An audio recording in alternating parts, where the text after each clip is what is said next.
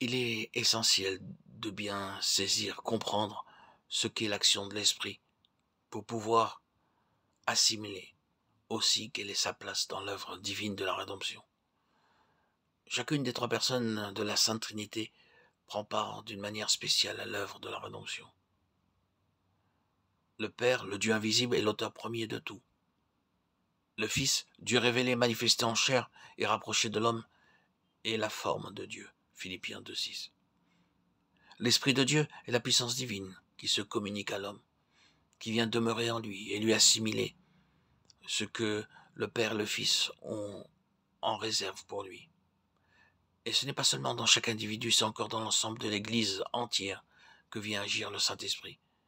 Car ce n'est que par son intervention continuelle, par son active coopération, que le corps de Christ peut s'approprier d'une manière efficace ce que le Père a résolu et ce que le Fils a accompli.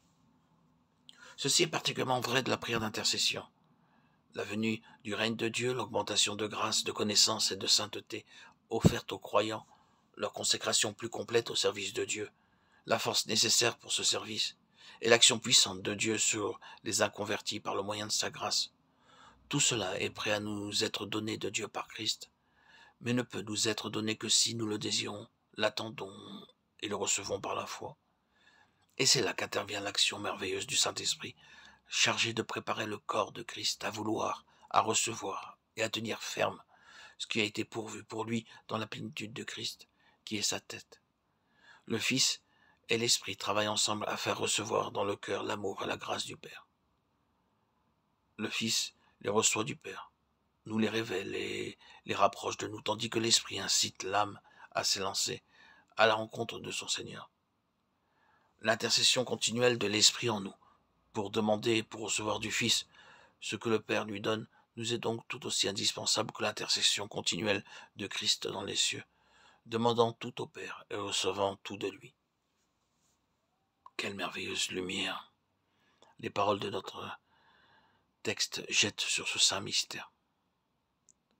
Dans la vie de foi et de prière, l'action de l'Esprit vient éclairer la parole de Dieu et nous la fait comprendre. Notre foi, c'est alors exprimer ce dont elle a besoin et le demander. Mais l'action de l'Esprit s'étend plus loin encore. Au-delà des pensées, des sentiments, il touche les cordes secrètes de la vie et de l'existence que Dieu seul peut connaître et pénétrer. C'est alors que se manifeste une véritable soif de trouver Dieu lui-même, le Dieu vivant, de connaître ainsi l'amour qui surpasse toute connaissance et d'être rempli de toute la plénitude de Dieu. Éphésiens 3,19. C'est alors qu'on apprend à compter sur celui qui peut faire infiniment plus que tout ce que nous demandons et que nous pensons, qui révèle ces choses qui n'étaient point venues dans l'esprit de l'homme. Éphésiens 3,20, 1 Corinthiens 2,9.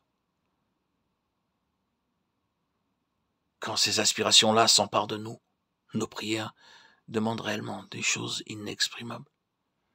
Et ce qui fait notre force alors, c'est de savoir que l'Esprit lui-même intercède avec ses compassions infinies, dans des régions et avec un langage connu de celui seul qui sonde les cœurs.